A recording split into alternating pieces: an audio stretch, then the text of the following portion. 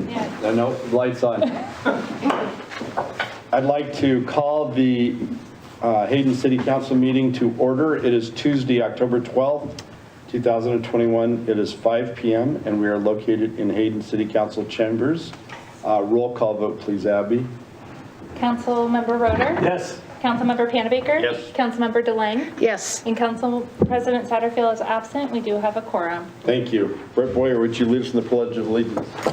I pledge allegiance to the flag of the United States of America and to the republic for which it stands, one nation, under God, indivisible, with liberty and justice for all. Thank you. Are there any additions or corrections to the agenda? I have none. We will move forward. Consent calendar 1A, approval of Hayden Area Regional Sewer Board wastewater treatment plant facilities upgrades payment request. 1B, approval of Kootenai County Public Transportation Agreement. C, adoption of resolution to amend resolution 2021-10, increasing the number of Hayden urban renewal members to 7. 1D, approval of engineering services agreement with Welchcomer Engineers for the ongoing Hayden Honeysuckle Beach and launch study. E, approval of final plat for New Frontiers East First Edition subdivision, formerly Rock Hayden Square. F, approval of notice of publication for 2022 to 2027 consultant services request for qualifications. G, ratification of September payroll. H, approval of bills for payment. Do we have a motion to approve the consent calendar as read? So moved. Do we have a second? We have a second. Any discussion? Just one question, Mayor, on one of the bills. Page 15 of 26, it's an invoice for vendor Safe Built LLC. 15 of 26 of which? Bills for payment? The Bills for payment? Yes. Thank you. H, okay. It's vendor 0315 Safe Built LLC, and it's for $7,179. It's a special projects engineering review. And I'm not sure, but I think I know what it is, but I'm going to ask the question anyway. Is that where we have a large commercial or some kind of building that we need to go out to outside help to get the plan approval, or what is that about? It's help with plan review and approval. That's with Safe Built LLC. Yeah. Okay. Yeah, that's what it's for because of the numbers that have come in on some of those. We've done some commercial, like basically what you just said. Okay, and I want to make one comment too. I noticed that we have a bill for our prosecuting attorney services now that goes to Post Falls, and we used to have Kootenai County. And I want to commend our staff because we have a cost savings by doing that. And I think that's how we want to operate, is by looking at ways to be able to be more efficient with taxpayers' money. So I want to say good job, guys and gals. Thank you. We also get responses. It's not just financial. It's for that's transparency really too, so we can find out services. what's happening. Yeah, the financial was a great blessing, but it was secondary to what we needed from in terms of service. Any other comments? Hearing none, roll call vote, please, Abby. Councilmember Panabaker? Yes. Councilmember Roeder? Yes. And Councilmember DeLange? Yes. Thank you. Sandy White, we have 3 individuals that would like to speak. Agenda item 2, they'll each have 5 minutes. And Sandy White, you'll be first. Please state your name, address. My name is... And for the record, you haven't started, your 5 minute hasn't started yet. We cannot and suggest we do not comment with respect to agenda items. So Okay, go ahead. thank you. My name is Sandy White, 939 West D Court in Hayden. And thank you for allowing me to speak today. I'm just going to simply say I'm really glad that we start with the Pledge of Allegiance with each meeting, but it would also be nice to include prayer before each meeting because government is instituted by God. And that's what I would have to say today. Thank you. Thank you. Teresa?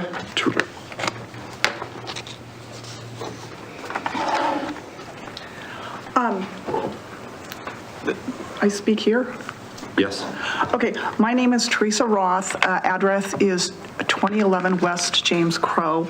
I'm going to speak tonight. I'm probably going to run through my time, but it's going to be on large-scale, high-density subsidized housing, which we are just now in Idaho starting to struggle with this problem of what to do about very high rental rates and everything that we haven't struggled with before.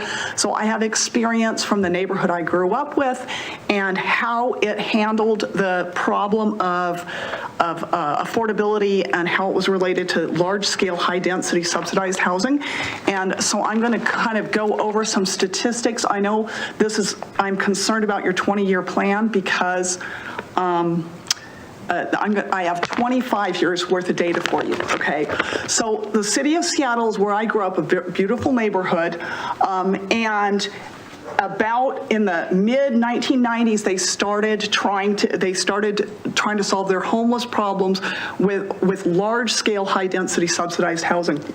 As you can see, in the first 10 years, this is a 25-year plot, they were just getting started, and they ended up building about 20 to almost 30,000 over a 10-year period, additional housing units in a population of about 500,000.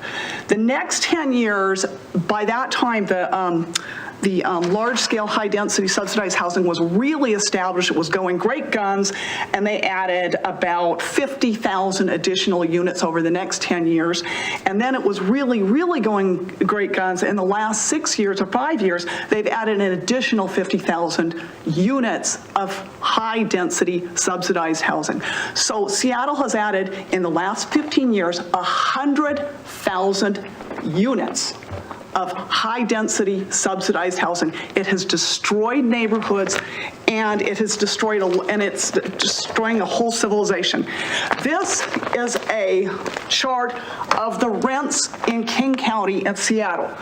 As you can see, before the subsidized housing started, rent was about $650 for a 2-bedroom apartment. This is after the first 10 years, it was up to $1,000. It had raised about 40%. The reason for this is the cost model of this subsidized housing is the higher the rents, the more subsidies they get from the government. What government? Oh, the federal government. There's tax credits. There's HUD programs. There's Section 8. I have a whole sheet of just the Seattle programs of subsidized. They get subsidies from every direction, but the higher the rent, the higher the nominal rent, the more subsidies they get. So the higher the rent, the more people can afford the thing. So it's what you call in engineering a positive feedback loop. The more you build, the higher rents you have, the more money they make. These people who do this drive up rents. Okay, we've only gotten to the first 10 years that's thing. Now, after they really started going crazy and adding a whole nother 100,000 units, it is now, this only goes to 2017. The current rents in Seattle are about 2,000, almost 2,000. And it's starting to level out because there is so much overbuilding all over Seattle. There's hundreds of vacant apartments that they won't rent because they can't lower the cost of the nominal rents. And also because all of their subsidies are tied to that. This is what high density, what am I calling this? High density subsidized large scale housing does. It destroys communities, it destroys affordability, and the people who promote it are lying. During the same time, this is a chart of home prices. Now this is 2008, but look at this. This is at the time this chart started, before the subsidized housing, single family housing was about $150,000. This only goes to 2017. The current, and it says 500,000. It's really about 750 now. And that is because the more you densify, the more you bring in developers, the more you reward developers for building new stuff. Now remember, in all of these houses they built, they tore down existing businesses, they tore down existing rental apartments, and they built the new stuff because the government subsidizes you for building new apartments, even if it means tearing down old existing apartments. It's a terrible program. You shouldn't let Hayden have anything to do with it ever. I'm going to close if I have 30 more seconds. You don't, Teresa. Okay. I let you go farther, but with that data, if there's any data you ever want to send, we have nothing in Hayden like that. Yes, but No, but if you want to give that data to Brett, and he'll go through with it, but thank you. I will be very happy to give it to Brett. This is 25 years of high-density housing, of which the current zoning plan has 1,500 acres inviting these people in, and I am more than happy to give this to you. But I was going to close by saying these people are lying when they say they're doing this for affordability. They are lying. Okay? Thank you. And I gave you more time because I knew you were well prepared, but thank you. Ed DePriest.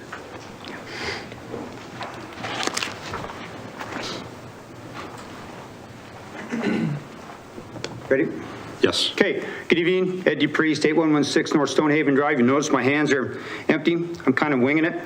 It's going to be the broken record. I will not touch on agenda items. I've done this a while enough where I know the rules, but here comes the broken record. I'm going to talk about it again.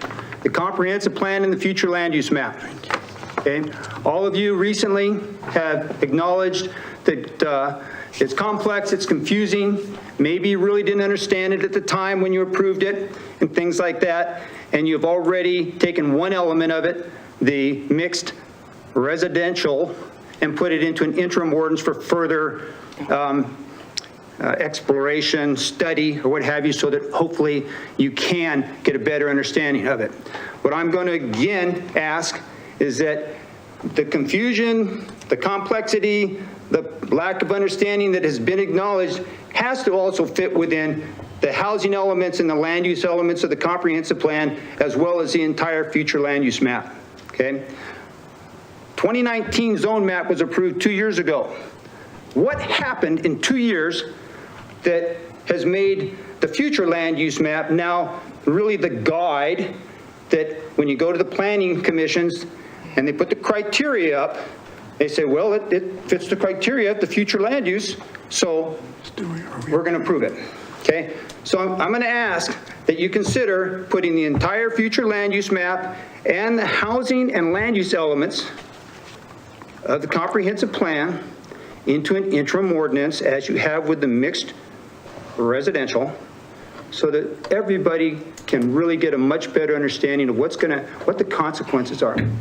We don't know what's going to happen 6 months, 2 years, 5 years, let alone 20 years from now, and to basing approval of projects, annexations, subdivisions on a 20-year plan is kind of crazy.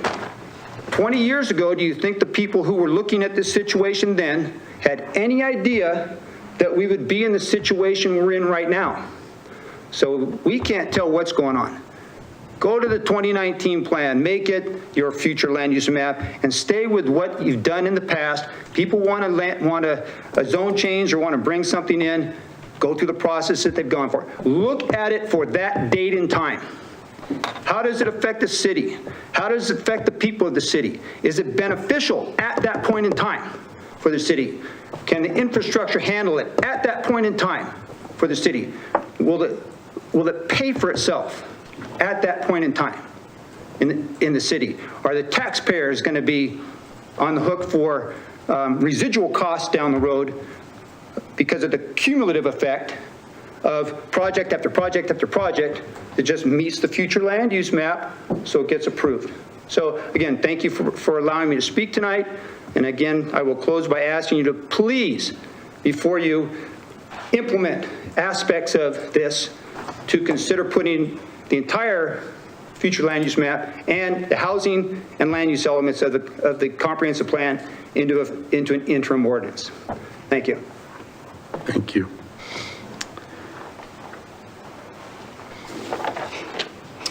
Agenda item 3, unfinished business, action item, Title 11, Chapter 2, and Title 4, Chapter 1, mixed-use design standards. As Donna's walking, the mixed-use zone is currently in city code and allows for a mixture of commercial and residential uses of up to 20 units per acre.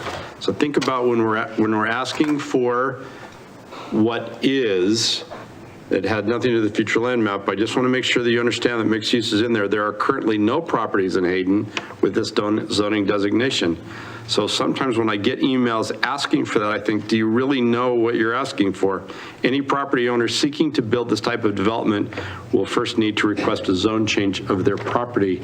So that's just one step in, I think, the confusion, not necessarily from my standpoint, but from information that I get and continue to get from citizens, a few citizens. Could I ask for just a quick reprisal to go save the PowerPoint that's on my desktop? Sure. Sure. And then Councilmember DeLange, did you want, after Donna set up, did you want to then go forward? Probably a little bit later. Doesn't matter, okay, because every council member have the opportunity to discuss.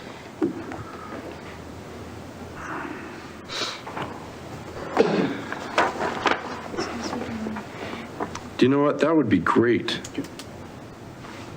We can do executive session. Brett, do you have any citizen? We're going to go to 5A real quick. Is there anything that you'd like to share? Sure. Please. I can do that. I don't know when Roger's coming back, but we have a facilities committee meeting scheduled for this Thursday at 9. Matt, we haven't had one for a while, so I told Abby to keep it on the calendar.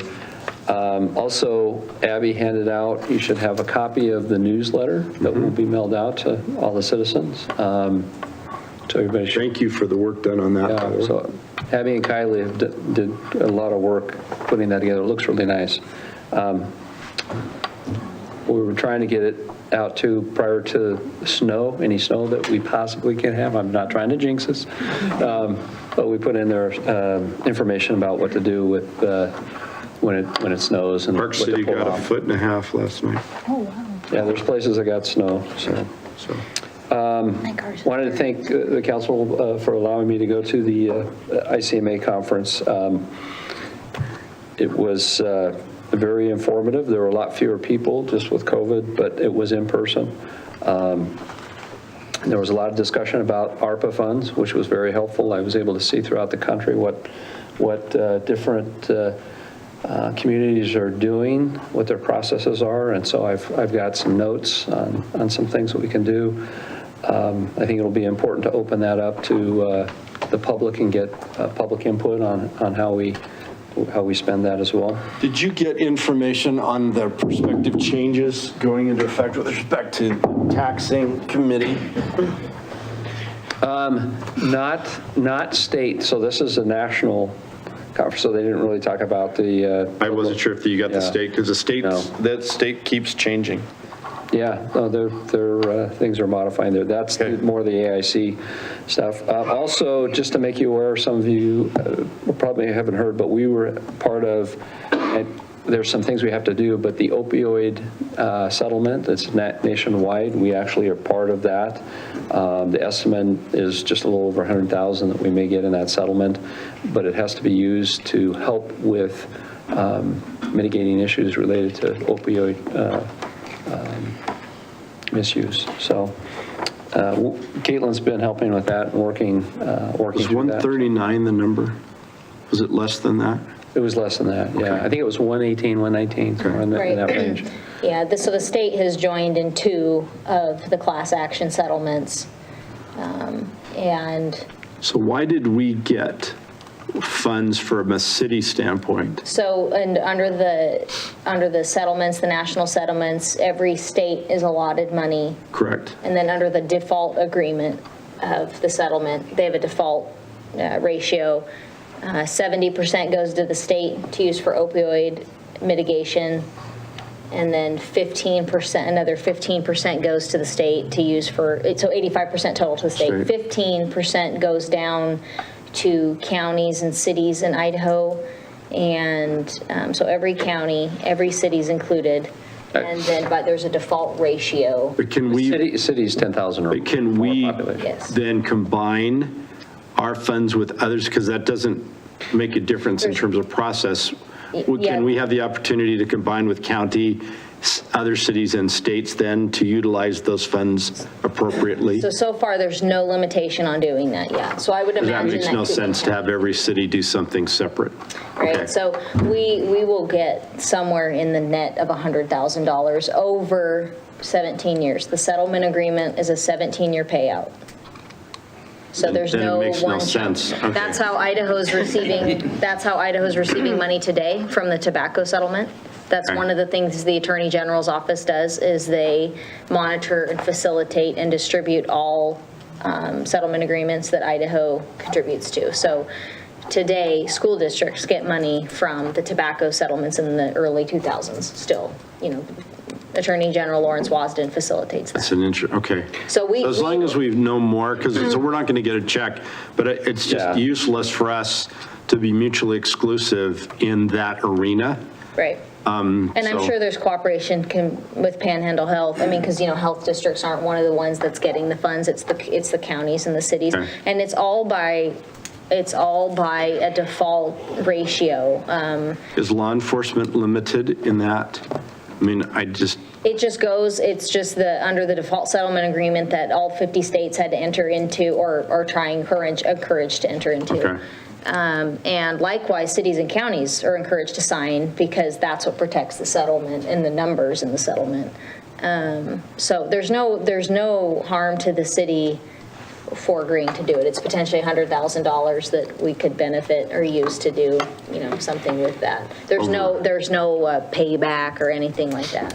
Just the. Thank you. I have a question regarding that. He touched on this, the mayor did, is that since a lot of crime is drug-related, can we utilize some of that money to pay for public safety? Because that is the catalyst usually for crime, and not necessarily just opioids, but is that a possibility? I think it is. There has been nothing, I read all of the settlement documents that are available to use both at the Attorney General's portal and through the class action information that was sent to the city. There's no limitation on what the city's 15% can be spent on, whether it's security cameras for the park or whatever it is. There's no requirement on this. State's 70% does have. And when does that begin? So we have to sign by January 2nd. When the funding begins, so it's $5,000 a year or some. At least that amount. They've got I mean, 17 whatever. years to pay it off. Yeah, right? but it's It'll be a whatever while, it is. but it's something we can come up with some uses for. One's, out of the two settlements, one has to be paid off in 9 years, the other in 17, so I just told, it's a combined of 17. And it's not the most contentious one. It's I forget the second one. Johnson & Johnson's one of them, but it's not the one that's gaining attention by Company. No, this is different. This is different than the family that owns. Right, so that one is I'm still sorry. Okay. a bankruptcy, that's still waiting to be finalized. The Department of Justice is contesting that. Bankruptcy judge approved they it. are The for- DOJ is contesting Okay. the approval. Thank you. Yeah, a couple other items, and we'll get back to this just and then I'll be all the way done here. Wanted to give you an update, Lakes Highway District, we've talked about their facilities. Ellen, our Public Works Director, actually met with, talked some numbers, and we've kind of put it back in their court to put some things together and come back to us to talk about it. So it's still moving forward, just wanted to give you an update. There's not anything Okay. big happening. But it is right their, I mean, that's in their ballpark to do, as well as Avondale. So whatever their vision is, then we can meet and I discuss. think they meant for the facilities. The Lakes Highway. Oh, the building, my fault. The street district, yeah, that, Okay. so, that is a side issue, though, the property for the park. We don't want to go there, so. Okay. Trunk or treat is scheduled, the city's putting on, it's the drive-through, it'll be at Hayden Elementary, October 29th, from 5 to 6:30. It was quite a hit with the kids last year. So we've moved it over to the elementary school to try and get traffic off of Government Way and make it hopefully a little safer. So you're invited to come participate in that. So, Thank you. Brad, is So- that Hayden Meadows or Hayden Elementary? Hayden Meadows. Okay, you said Hayden Elementary, just wanted Did to I? clarify. Yeah, no, it's Hayden Meadows, sorry. And then we do have, I was just going to let you know, we do have multiple employees out with COVID. So we're dealing with that, just so you know, that's obviously still around and an issue for us. And then also the last item was you did receive a letter from Stone Creek. Didn't want to spend a lot of time tonight. We haven't received back plans. We are working on the wetlands information, the stormwater, public safety. So anyways, I don't have any other update other than staff will be working on that. We're aware of their concerns and trying to follow our code. Fine. So. And I told My them. question concerning Stone Creek, are we going to try to meet with them, the city, and discuss all this, or will we have a letter that will respond? Because it's like 4 or 5 pages. I got the certified letter in my mailbox, so. We've had 7 meetings with them.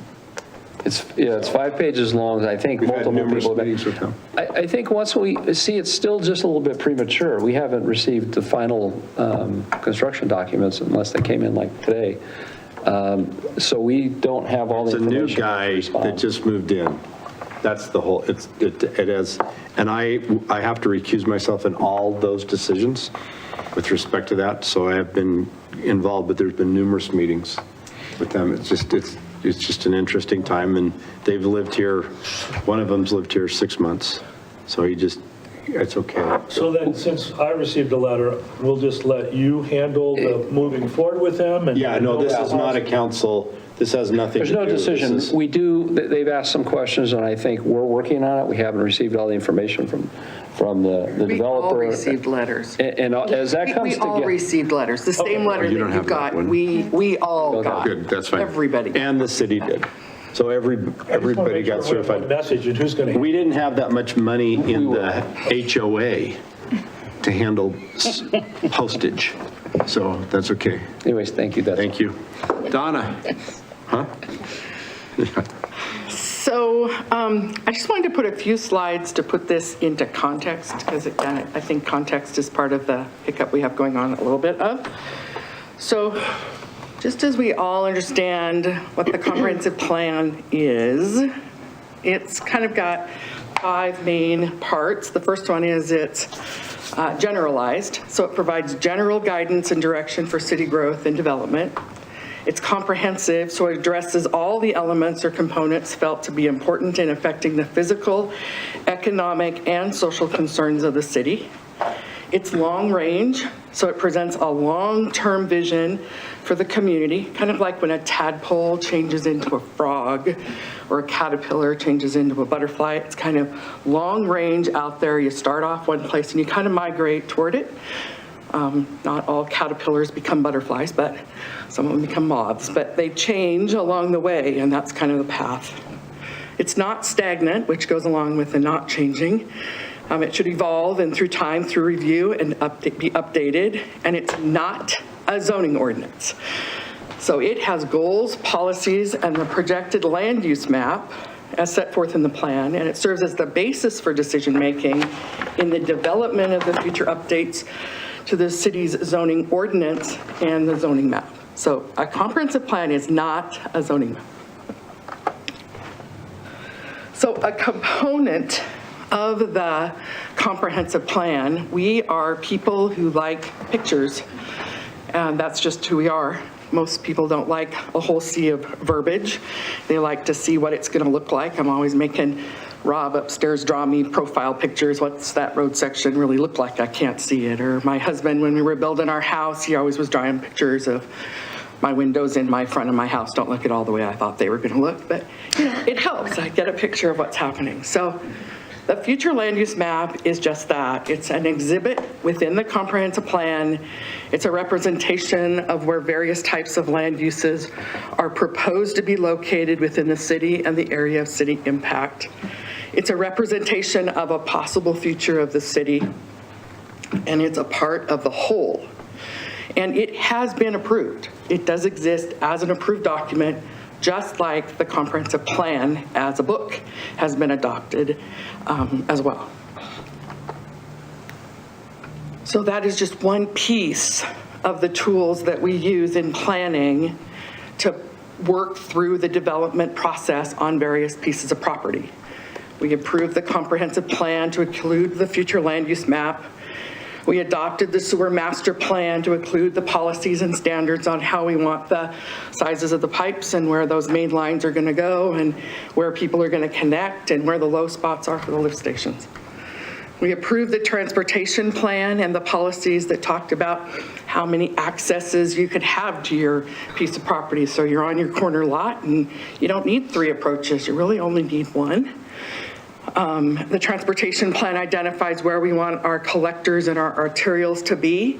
And when development develops a site, they have to develop their frontage, including the typical section for those for the transportation plan in accordance with the transportation plan. So you might have one street on a corner lot that has to develop 36 feet of half width of the road, and the other road might have 55 feet, depending on how the transportation plan has identified those road sections.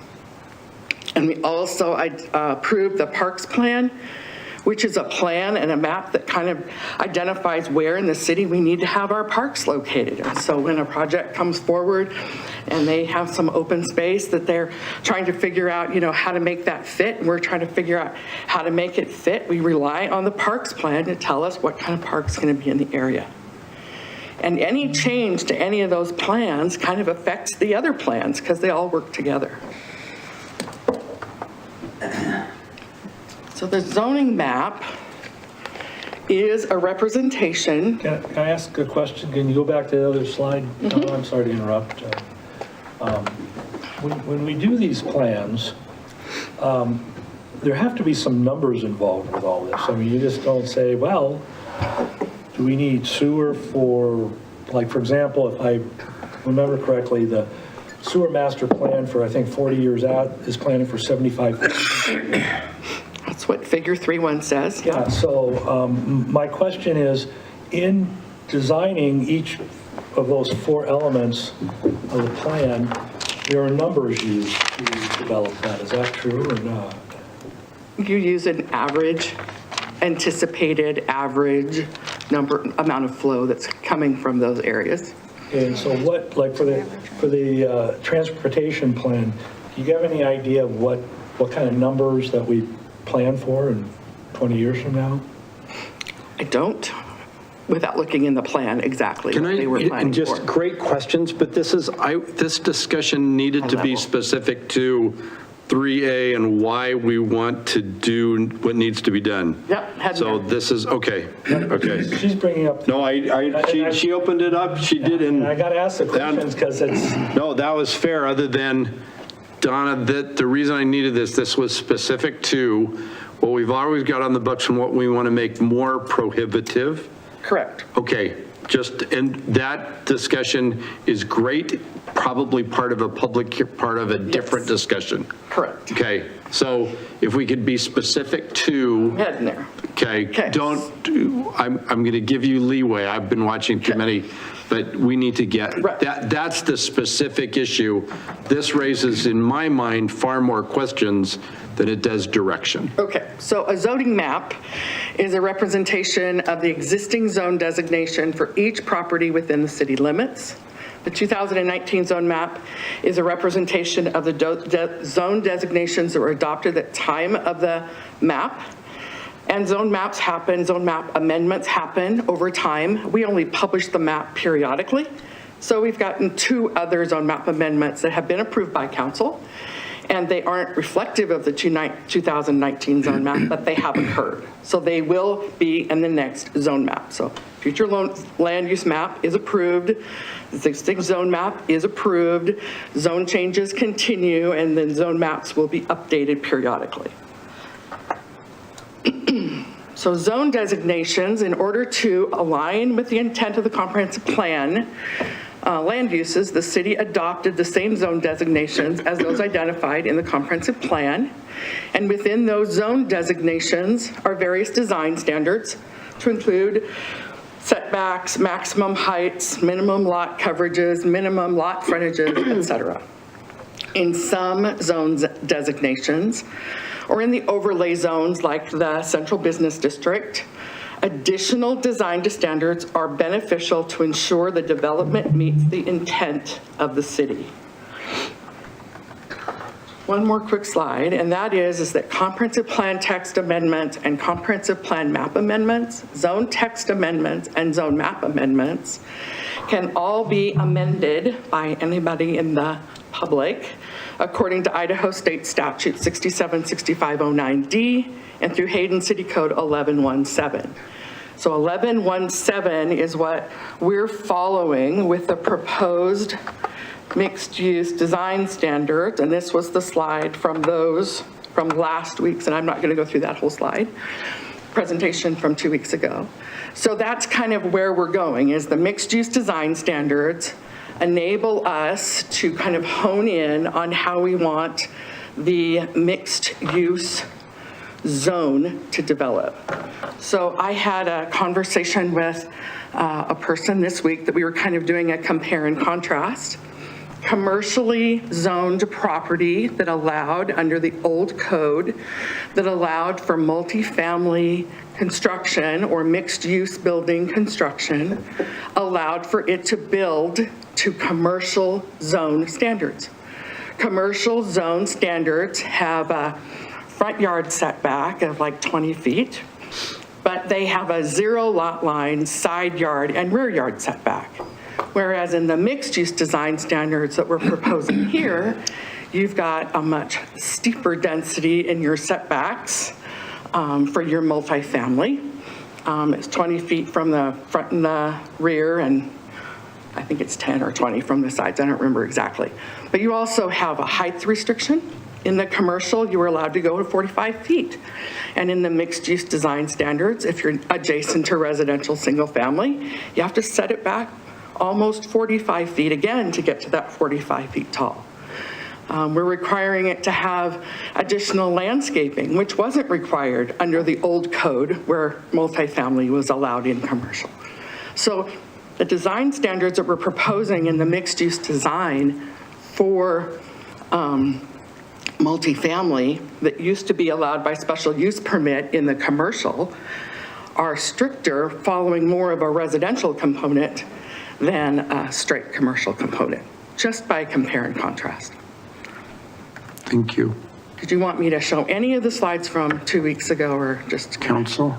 go to the end? Council's calling. I know that there's going to be questions, but I think, so if I just walked into this meeting, sat out there, It's in board book. I would be more confused than I am, just to let you know. And so we're trying to make things far more prohibitive with respect to what's going to happen, well, which can or cannot, doesn't matter tonight, with respect to mixed-use design standards. Because mixed use was previously in our commercial under special use permit. And so we're trying to make that more difficult, not easier, but based upon some of the discussion, that wasn't clear. So I want to make sure that we don't go somewhere else, that we stay focused on why this, why now, and the restrictions. So those restrictions were identified last week. Council, anybody have additional questions or wish Donna to go through those slides? Hearing. Mr. Mayor? Yes. I have a few questions for Please. Donna. Donna, for clarification purposes, the city went through the 2-year process in updating the comp plan. And then we had public hearings, we took public comment, and then council ended up approving that plan. And so the mixed use design standards in the plan that we approved were 20 units per acre or 20 plus units per acre. In the Previous. In the current existing zone, they're 20 units per acre. If we were to approve the mixed-use design standards, they would be a base density of 12 units per acre, and through a variety of choices for common area, open space amenities within a complex, they could get as high as 15. Okay, thank you. Councilmember Delaney, this is probably a good time if you have any other information you want to share. Is it specific to this? I'll do that, but Councilmember Panabaker has, Please. This might seem like a dumb question. Has this ever been done like this anywhere else, or is this something new? As far as design standards for mixed use? Mixed use in this zone. Mixed use is not an unheard of zone. It's been around in a lot of places. Some folks use it strictly between a mixture of residential and commercial, and some entities use it as other mixtures of types of zones. So no, it's not unusual. In fact, it's fairly common in most cities, larger cities maybe. In this particular case, what we're doing, or we're talking about doing, and we have none in place now. There's none of that in the city of Hayden, mixed that like where you're talking about. There is not a zone. But you're giving somebody that may come in here and want to start a business or something, the ability to do something with their building that before they couldn't do, subject to hearings and following the code and doing all that stuff. That's basically all you're doing, is giving them the opportunity to do something with their property we never had in the past. You're giving them the opportunity to develop according to the standards in the mixed use zone. That's right. Okay. Correct. Now, we're getting a lot of noise about excessive growth here. I mean, and this type of thing to me does not suggest excessive growth. Okay, where in the world is less than 2% a year not an acceptable amount of growth for a city? That's what we are. You know, we're over the last 10 years, we're less than 2% a year for the last 10 years.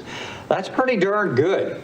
When you look around in different places in the country with the growth patterns like they've been and all that kind of stuff, that's a minuscule amount of growth, because we've been pretty careful about what we're doing over the years.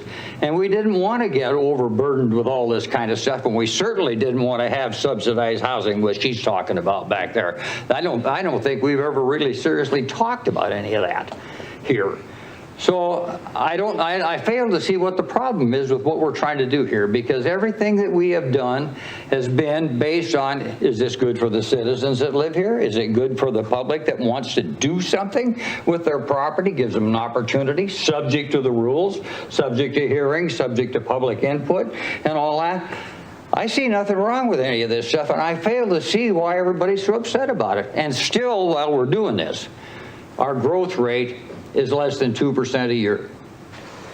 What's the problem? I said it at the hearing, or not the hearing, but on the radio here a while back. If it ain't broke, why fix it? And in none of this stuff, these people that own these properties, in order to get anything done, have to come before planning and zoning, and they have to follow the rules, and the rules are fairly strict to what let them to do. So I don't see what the problem is. That's enough for me. Thank you. Yes. Donna, in the old 2008 plan, the maximum that base was 12 units per acre, correct? Correct. Okay. And so when... Can we just for clarification, it's not the old plan, it's the existing plan? Is it the old? I just want to make sure that from a zoning, because we haven't touched zoning. Okay, it's code. Comprehensive plan. Thank you. Code related, go ahead. Okay. So when we approved the new plan, and the new plan designated 20 units per acre, and we started hearing from the citizens that they felt that that amount of density was too high. We, as a council, decided that we needed to address that. And so we came down from the 20 units per acre. I know for myself, I felt that 20 units per acre was too high. And so we reached a compromise. We went back to the base being 12, but then we allowed, well, if this gets approved tonight, we're allowing 3 more units per acre if the developer meets certain specifications that will enhance the property for the city. Could you name off some of the enhancements? We talked about clubhouses, we talked about sports courts, common walkways, water features, lighting, dog courts, pools, pretty much all of those areas that are common to all of the residents within the complex. So if this gets approved tonight, we're going from 20 down to 15, which is only 3 more units with enhancements from the base of 12. I just want to make sure that the public understands that. And Mayor, I do have something that I'd like to show. Please.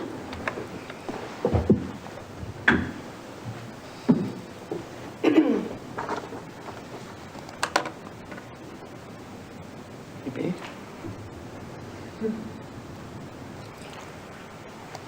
This picture here, it's an extreme example of, this is 100%. If you need to speak into either the speaker or your position. Yeah. Okay, good evening. Please state your name. I know that because you went That's true. down. You didn't Yes, stay up here to do it, so That's good. true. My name is Jerry DeLang, 8464 North Cloverleaf Drive in Hayden. So this picture here is an extreme example of 100% residential single family. Can you imagine this out on the prairie? People want to try and save open space. This would be disastrous for our city. But Please address council. This is. I'm sorry. I haven't been on this end before. How do you? Sorry. Okay, with the prairie, we have a limited amount of space on the prairie, and as more people move in, as land gets developed, that space is going to disappear.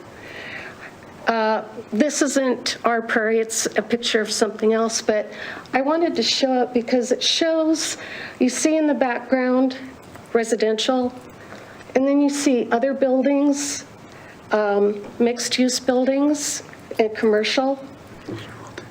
Well, with our mixed-use designation, again, it's not going to be as large as this because we changed the amount of units per acre to 15. So our maximum is 15.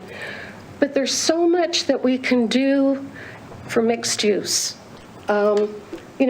This can give developers a lot of good ideas. You can have apartments, commercial.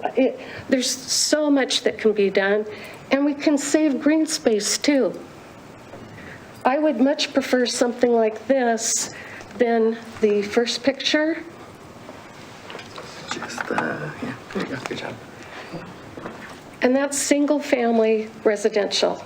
Does anybody want only this? I know I don't. Here's another example. Again, this has more waterways, but in our prairie, we can have a mixture of different uses and make it good for everyone. Not everyone's going to be totally happy with it, but it will fulfill a lot of needs. I believe that moderate growth with a mixture of low-density, single-family residential, medium density, and then some limited mixed use, again at 15 units per acre. There's a lot we can do, and we can make the prairie a great place. So it is, that's right, okay. With the single-family density, nobody's going to be able to afford a home on the prairie. Land and single-family density on the prairie, you're looking at easily over $1 million. It would make it exclusive to, This isn't specific, I mean, council can Oh, go. okay. We're specific, and it was multifamily, not mixed use. This is specific to one item, one area, to make it more restrictive than exists. This is philosophical, this is a different discussion. So, okay. okay, thank you. Can just, this slide here actually is a photo of, in Hayden, of the Matthews Apartments. And a lot of people don't even know that they exist. They exist over by the Zips drive-through. There's trees in front. This is 16 units per acre, very well taken care of. And 16 units, but everything, if we approve our designation tonight, is going to be under 15. Well, in this case, based on those, it would be 12. Based upon that Oh. example, that would be 12. Okay. Don't have any amenities, so very few. I don't mean to disregard, I just want to state factual. Okay. Well, I just wanted to share this tonight so that people could understand that when we vote on something, we take in all the information, and we have to keep an open mind. We have 16,000 people here in Hayden that we're representing. We don't just represent a few thousand, we represent everyone. And thank you. Thanks. Donna, can you put on the board, please, what council is to review? I think this is very specific. We allowed, I voted to allow another couple weeks to make sure that council knew what was being considered. And can you please review the specifics associated with that so we can get back on track? So before you, in your packets, you have two, I actually broke it into two ordinances because I was unclear where we were going after 2 weeks ago. So you can either approve the entire ordinance as it was 2 weeks ago, or you can, if you choose to, or you can choose to approve the two separate ordinances. So the two separate ordinances are related to the mixed-use design standards, which effectively talk about all of the design goals and requirements, setbacks in the mixed-use zone, their applicability within the mixed-use area. It also talks about the height restrictions adjacent to the residential properties, property owners associations with CC&Rs and common area maintenance agreements, what constitutes common open space and private open space. Talks about those design requirements that in order to get from the base density of 12 up to 15, secondary lots allowance for the landscaping buffer surrounding that secondary use is another way of increasing density. And then if you combine both of them together, and then it talked about the review process, that the reviews for these to make sure that they met those design standards would happen at the same time that the site plan development would occur. So in one ordinance is that language that's related to the those mixed-use design standards being approved, and the changes underneath the in the general notes section that also identified the fact that the central business district seemed to have been overlooked as far as its maximum density, and it would be synonymous with the mixed use proposed density. So that's in one ordinance. And then in the second ordinance, we moved those two errors that occurred, the Scrivener's error in relationship to the noise standards, where we lost noise standards for the weekend. We'd like to reinstate those. And the second one was a fire department request to make sure that we addressed accessibility to accessory dwelling units in their rear yards so that the emergency personnel could get back to those. So those. I've got 3 in my packet. Right, so one of them was both, all of that all combined into a single ordinance. That's what we came forward with last time. Correct. But then Caitlin and I were discussing that we weren't really sure what the direction of the council would be in relationship to the mixed-use design standards, and we knew that we really wanted to get those other 2 code amendments fixed. Okay. So that's why we broke it into 2 separate ones. So you can either adopt it as one if that's the choosing of the council, or as 2 separate ones. And for this, for the packet, page 1 of 10 is the combined. After The last written one? Decision of the plan. After the written decision, yes. That's what I meant. So page 1 of 10, Title 11, Chapter 2 zoning designation, and Title 4, Chapter 1 declaration of nuisances is the combined ordinance. Correct. So we have an option to either accept or reject, or accept with conditions. How am I doing without it even being a slide? That, Kaylin, is there a difference between doing them separately and doing them at a combined level? No. Do you see any issue with nuisances not being included in the other side? No, so I mean, I would either,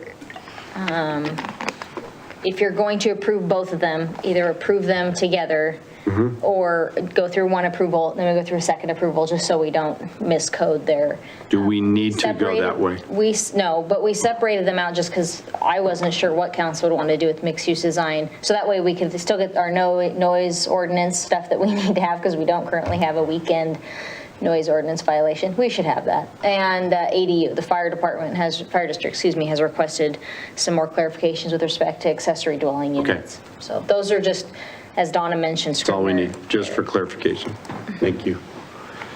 I have some questions, please. Donna? Yes. I received an email today from the city in response to, let's see, Susan Edwards had written a letter or an email to Mayor and the council, and then this was in response to her email, which was sent out. I received it today at 12:31 p.m., so it's pretty fresh. And this letter addressed mixed use along with interim ordinance and a 2019 zone map. So I feel like I can ask some questions regarding this because it applies to what we're talking about here. Number one, and I want to make sure I understand this, is that the city initiated zone changes that were going to happen, that goes by the wayside. That's not going to happen. Is that true? I believe that was the direction we received from council, correct? Yeah. Because that's what it says in the letter. I just want to make sure. So my question is, when did we vote on that we would stop the city-initiated zone changes? I think that's July or August at this point. I'd have to look. Specific, it was, It wasn't voted on, I don't believe. what was voted on is that there wasn't going to be a comprehensive. Right. So We've stopped doing that. Staff has stopped doing that on a staff level of moving forward with the zone changes. So there's not going to be a massive, the 1,700 letters that went out to that, the notices, that goes by the wayside. That isn't going to happen. Is that true? So, yeah, that's how I understand it. We've moved away. That's the way we took it. It Yeah. didn't mean that you couldn't at some later time take Right. the 500 We've all stopped. and do the 500 or something like that, but the direction we got was to not proceed with the city-initiated zone changes. Okay, because I know when those 1,700 letters that were going to go out, we didn't vote on, oh yeah, let's send them out. We weren't in that decision, and now it sounds like we weren't on, I don't remember voting, and correct me if I'm wrong, that we would stop the city-initiated zone changes. Am I wrong? I recall the direction to staff was council was not in favor of doing the 1,721, I believe, It zone would be done changes. individually, Right, and like then, this letter says. right, so then well, people could always come in and request, right? That's what I mean, Oh, yeah, on an people could come individual in and basis, request. so. But I recall is that we went from discussing doing 1,721 down to, we'll just focus on the 500 residential multifamily, because those we need to change. And then still that wasn't a favored option, so those are even coming. We have an interim ordinance for that code. It was put together, if you remember, when we got to that point, there were 4 options, if I remember right, and you chose the 4th option and you voted on that, and the option was to do the interim ordinance and to stop moving forward with the city-initiated letters. Zone map amendment. So that was part of that 4th option that Donna presented. It's been a month and a half, 2 months ago? That's been fairly recent. I think that's been August. We had a public hearing on placing the text for the residential multifamily zone through an interim ordinance. That was approved in September. What are we in? We're in October. So we had that hearing, I think in August. September, it was approved by council. So we have text for a residential multifamily zone. So that was our big hangup is, well, we either should do a city-initiated zone change, or we need text. We need something, because otherwise we're just going to have a non-conforming. So I want we to have apply that. that to mixed use. So in other words, today, if this is approved, the text portion of this ordinance for mixed use, there's not going to be a massive, we want you to come in and we're going to initiate the zone change. If someone wants to go to that mixed use, if this is approved, they'll have to come in on a one-by-one basis and do that. Yes. And they would have anyway. Right, That's, I but mean, that's not any different. no, That's what I mean. I think Councilmember Road is just clarifying, we're not also considering a city-initiated. That's the difference. I want to make sure it's clear that it's not city initiative, because you said after 500 zone proposed city-initiated zone changes, there's certain, the law kicks in where you don't have to do as many notices and stuff. Well, those were the non-compliant. That was, I mean, Residential just so that we don't multifamily. bring it, that was the non-compliant specific to certain areas, so. Under your direction to do, what I would say, under your direction to do a interim ordinance for residential multifamily, we have code for that. To the extent council wants to direct staff to do city initiated, you can, but we aren't moving forward in that regard. That hasn't been council's. Okay, So no, we're not planning on that. Okay, so the last paragraph in this letter, it says, planning and zoning is a very complicated subject. So it is understandable that there is confusion by the public and those that do not work with this topic every day.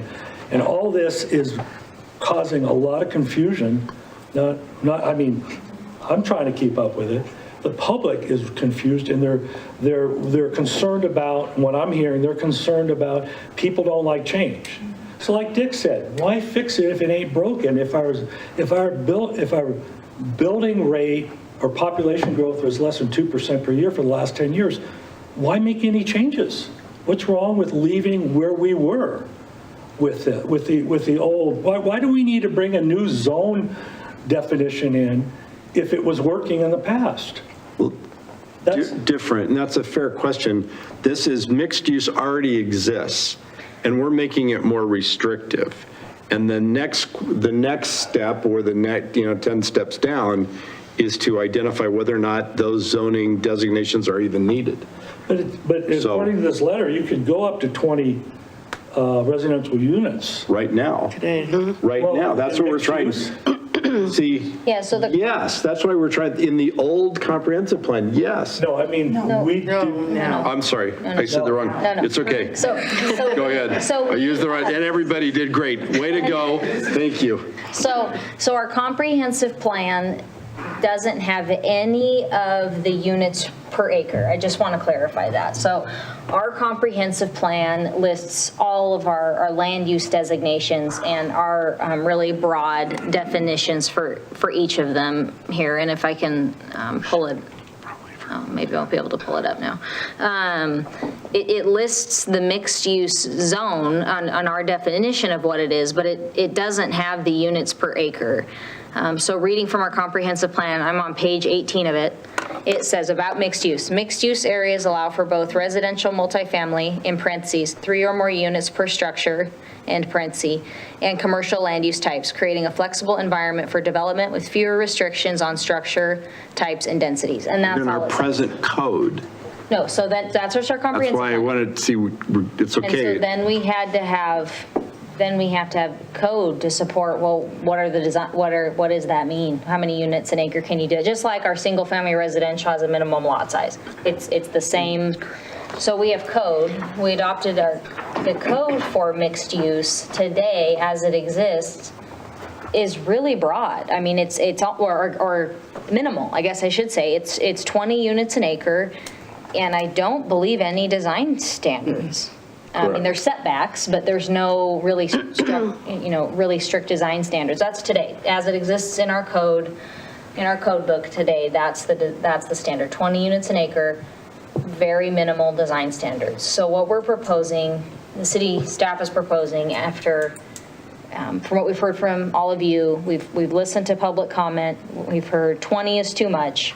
We need to do less than that. And so that's what the proposal is to do less than that.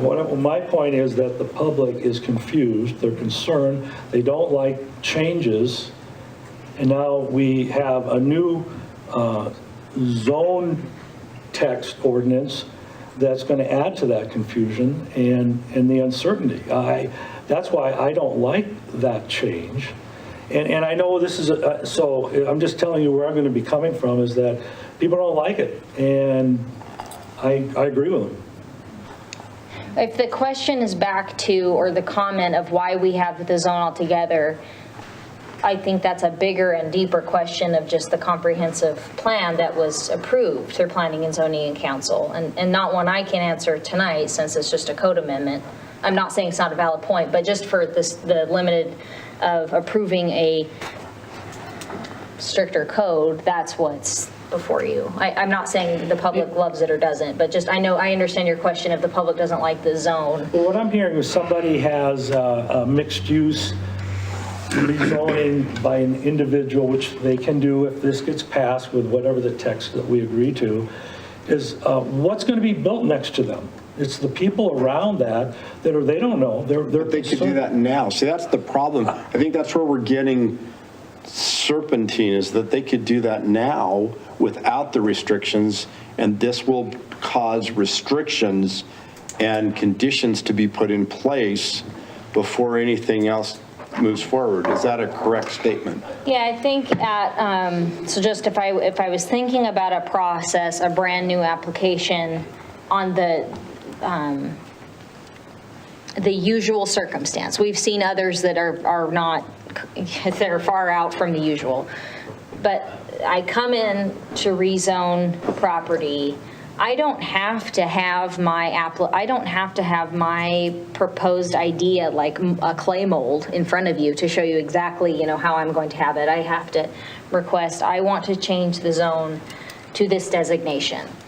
And then comments could be, well, what works, and the reason that planning and zoning should, and you guys take thoughtful deliberation in that is, without a zone development agreement that limits it, the platter of options for which you could be in that zone are a table of allowed uses. Either they're A, allowed outright, or C, only allowed through conditional use permit. So they don't always come in with, I want to open a car dealership. It's just, I want to rezone my property to this in the hopes that in the future I could do, something else. So that's at the rezone. And then if it's an allowed outright use, they just get to move forward with a site plan or preliminary plat if they want to subdivide. And that's a whole other hearing and then a whole, down the road process. So, neighbors get noticed of each of those hearings at each time. I know I'm not solving, Ms. Edwards, all of the complaints of the public, just commenting on those happen at different phases of the process. Notice is provided, but we don't always, I don't know that an applicant always knows the exact thing they're going to do with their property if they seek a rezone. And so what's happened is we sent out those letters, which has brought up confusion, not with everybody, but Right. a lot of people, and people wondering what's their future going to be like? And we have not done a good job to say, well, this is what's happened. This is what this zone change is about. There's still a lot of confusion out there. And so that's what my concern is. As Dick said, why fix something if it ain't broken? So maybe let me step back in we're mixing an order of, so back in November of 2020, we approved the comprehensive plan. And in that, we approved the future land use map. All of that had mixed use and mixed residential and had all of those things in it. And that's before we sent out the 1,700 That's letters. before we sent That's that, yeah. So we had that. This next step was to change the code to make sure it fits with what we just did with the comprehensive plan. We went through that and finished that, was it May? April, we finished that. And so if you recall, the April-May time is when we started getting concerns from the public that we don't like the density of 20. So we had done that first step, we finished all the comprehensive plan, we'd gone through 2 years of hearing, what we wanted to do with it, and it has some different concepts. Then we changed the code in April to make sure it complies with that. The next step was to look at the land use. That's where I think we tripped up. I think we did well at those first 2 steps. We tripped up on, okay, now let's change the zoning. We heard there was concerns with that as well, so we stopped that process and said, that's confusing. But what's on the books, and that's step 2, where we changed the code, is the 20 units, plus not all the other design standards. And so what we're doing tonight, trying to keep that narrow, is to say, okay, we listen to the public, they don't like the 20, let's step back with the mixed use and change the design standards in the code to the 12 to 15 we've talked about, and including these other things. The letters that are out here, that was solved. That was solved with the, well, it's not solved, but we had the interim ordinance. So the code is what we're looking at tonight, is to fix it, make it more stringent, go to the 12 to 15, which we heard. So if somebody comes in and submits today, it's on the books. They could request the 20 per unit. If they came in tomorrow, that's the code that they'd be under. The letters we're basically looking at not doing city-initiated zone changes. And what we did was we went in and put the multifamily, we basically said, with the interim ordinance, we're putting the multifamily back in so that all the current zoning stays the same. And so the answer to the public is, your zoning hasn't changed, the zoning is the same. Over the next year, the task is to kind of go through all of this together and see what the public wants, and we can change that. But tonight, to change this code section, for those that don't like density, to me, this is a step in that direction. Those that want to do away with mixed use, that's the bigger discussion that we'd have to have over the year. If you don't want to have mixed use, we can't do that tonight. That's where you have to go back out to the public and reopen the comprehensive plan and say, okay, are we going to redo all this? You can't do that with just a code change. So anyways, maybe that's... Thanks for the cliff notes. All right. Procedurally, Caitlin, how do we identify the motion or lack of? Do we do it by, how is 1, 2, or 3 designated correctly in a motion? I would, if in making a motion, specify the code sections we're changing. You don't have to name them by, Title 11, Chapter 2, but if you can specify the mixed-use design standards and the changes to accessory dwelling units and noise standards, that would be preferable, so we know. I'd rather do it by title and chapter. That's fine. They're listed in the If that's summary. okay, so we're okay. They're listed in the summary. Any other questions or discussion? Yes. Donna, another question for clarification. So we're changing the 20 plus down to 15, the base is 12, they have to do incentives to get up to the 15, plus they have to, a developer has to come to the city and request a zone change and pay for that zone change, correct? That's correct. And plus the standards, the new design standards that have been written are more stringent than the 20-plus units, pretty much let developers do whatever. In this, the standards are much more stringent, correct? Correct. Okay. And noise, and don't forget noise, because noise doesn't exist On the weekends. on the weekends. Only on the, I was gonna say, That's not factual. did everybody behave the A same? Nobody nuisance. had wild parties? Restriction for the weekends is not yet identified. So council, it's up to you now. We have, you as a council can move to accept one of three options or reject one of three options. That is, one option is Title 11, Chapter 2 zoning designation only, or Title 11, Chapter 2 zoning designation and Title 4, Chapter 1 declarance of nuisances, or Title 11, Chapter 2 zoning designation and Title 4, Chapter 1 declarant of nuisance.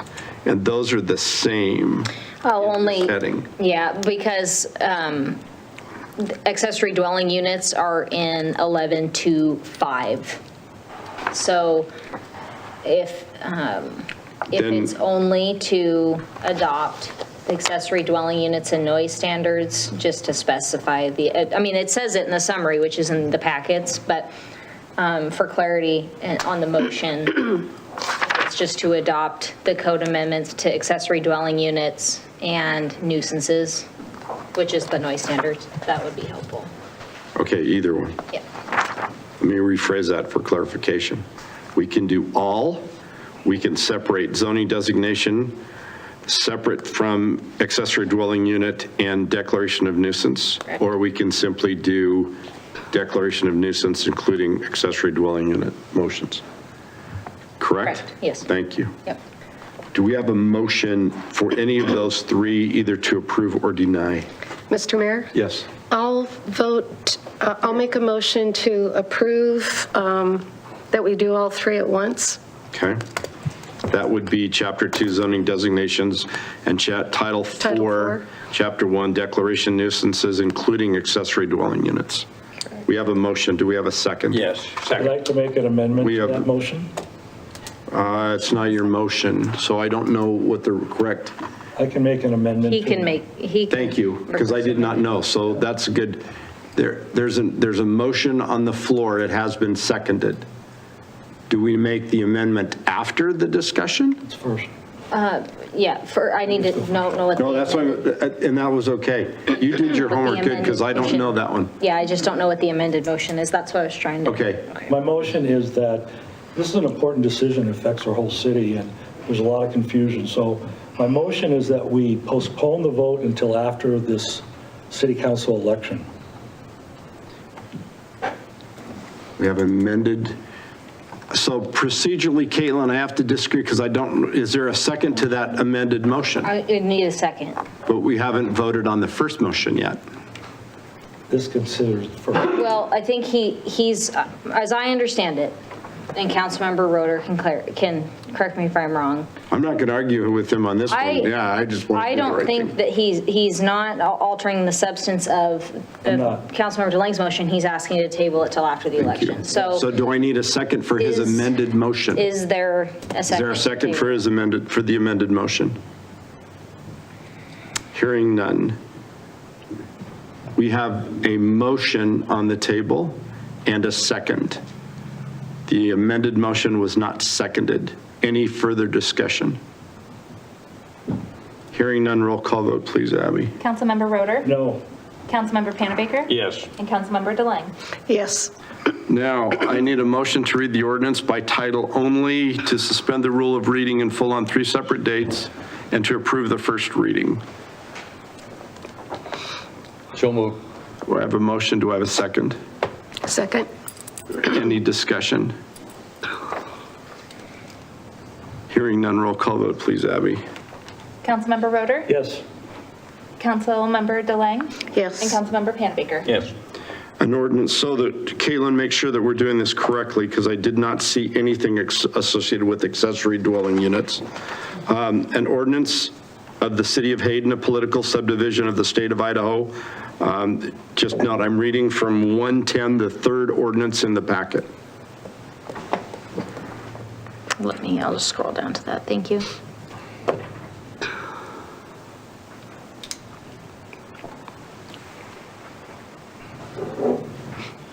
Still scrolling, sorry. It's okay. I had it on annotate earlier and just figured out it needed to go to view. I was highlighting everything in red. Good. So there you go.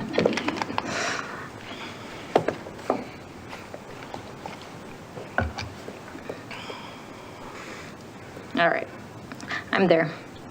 So that we're on the same page, this is the both, correct? Starting, An ordinance of the City of Hayden, a political subdivision of the state of Idaho, Yep. amending Hayden City Code Title 11, Chapter 2 zoning districts, and amending sections 4.1 nuisance and repealing conflicting ordinances, providing severability, providing for the publication of this ordinance by summary, and providing an effective date. correct.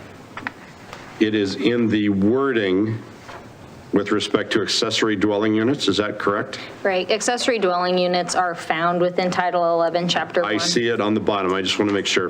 Good.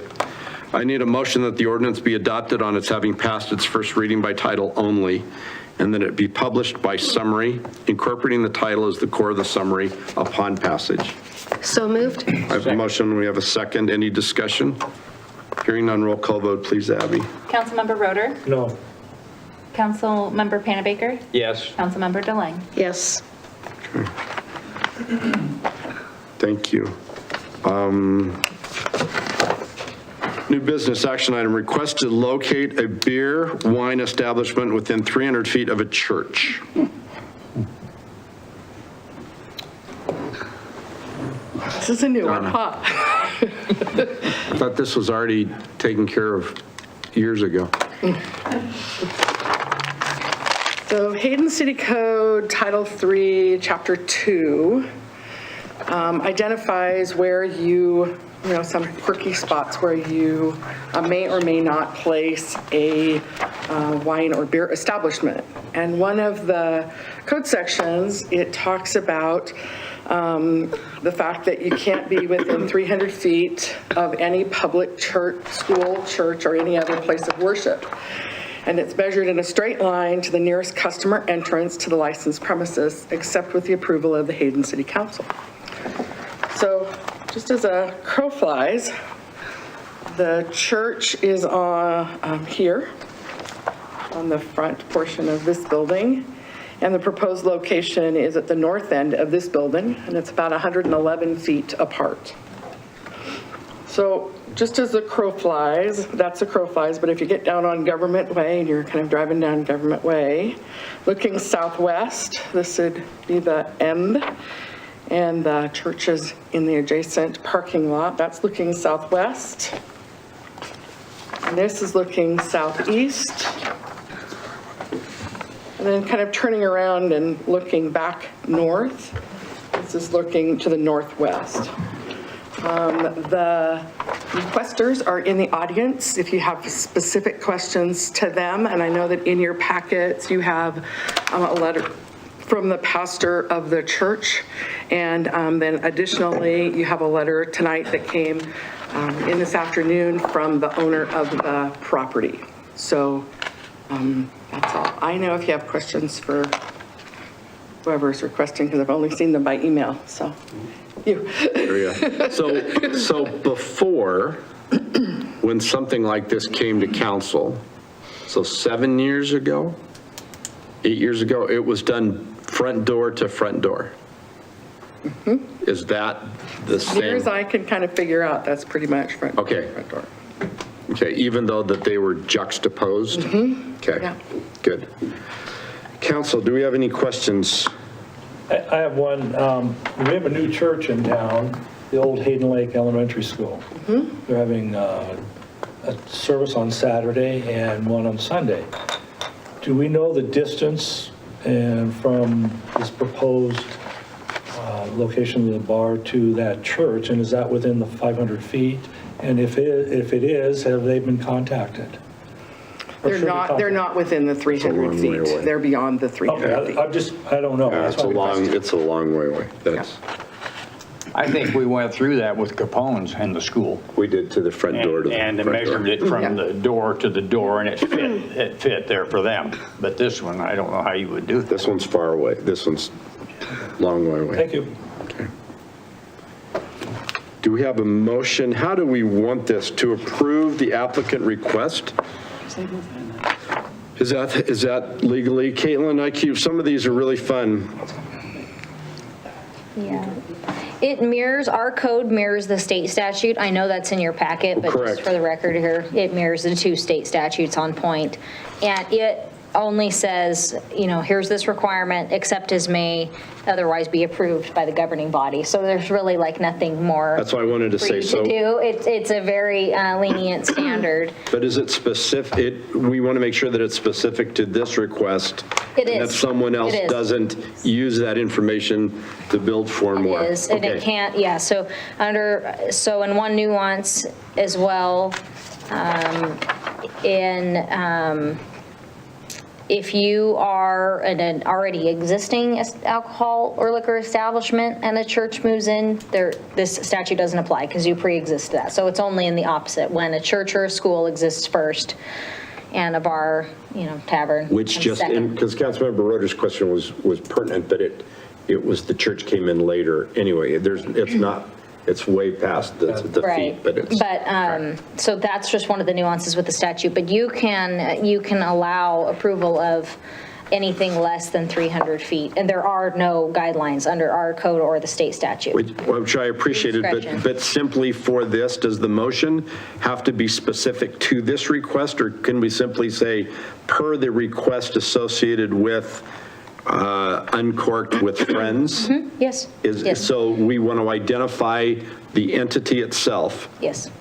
You're Yeah, okay. and there's One of those no vested right from another application if they want to come in, I Which don't was need- why I don't was need to meet trying. that. Yeah, I don't need to meet that state. Exactly why I was asking you the question. Well, I mean, it's relevant, it comes up, I mean, I'm not, it exists in every city. Like I said, our code just mirrors Title 23, Chapters 9 and 10 of the state statute. So in the motion, if there was one to approve it, I would be specific on the establishment's name. Mayor, may I ask a question? Please. Caitlin, if they do approve this, would this then grandfather that location in for if there was a future business or an additional business? Correct. Okay, Great specifics to that So question. it'll go with the premise, not just Okay. not the business? Yep. Do we have a motion to approve, and this is, I just want to make sure, Uncorked with Friends request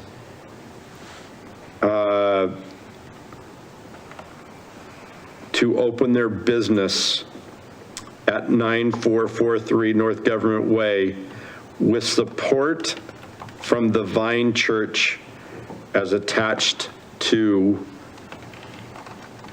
or just with report? With Yeah, the just to support of the- to locate their establishment within 300 feet of the Thank you. church. Yep. Do we have a motion either to approve with conditions, or deny?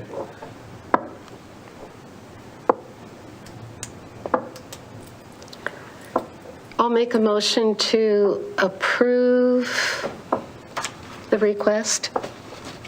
To locate a beer or wine establishment within 300 feet of a church. Yes. Because I'm worried about Abby's question as well, can that motion please be specific to Uncorked with Friends? It's going to run to the premise. So you can make your motion specific just to prevent some future applicant, like, well, I was vested because you did They it wanted previously. the advertising too, so. Yeah.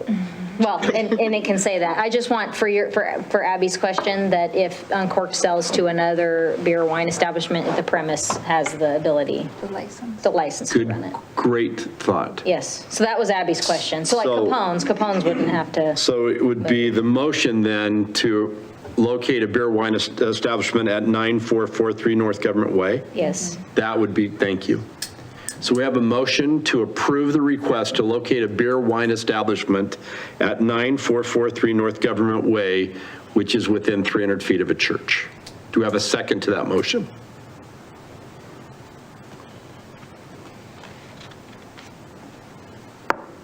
We do not have a second. Do we have any other motions?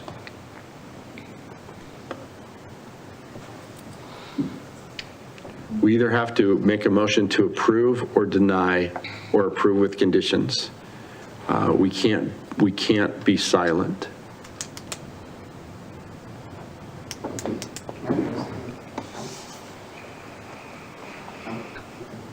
Okay, I'll make a motion to deny it. Not that I'm against what they're trying to do or anything, but we can't, every time something like this comes up, you can't just throw away the ordinance and allow it to happen just because somebody has a little bit of support from the community. So I would make a motion to deny it because of the statute. Do we have a second?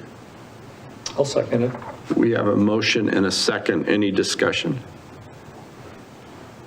Hearing none, roll call vote, please, Abby. Councilmember Delane? No. Councilmember Roeder? Yes. Councilmember Panabaker? Yes. We have gone through 5A. We can now move to executive session. Oh, Mr. Mayor? Yes. I wanted to bring something up for new business. Oh, no, because that's on the agenda, but you can bring up something for council roundtable discussion. Okay. Okay, go ahead. There was a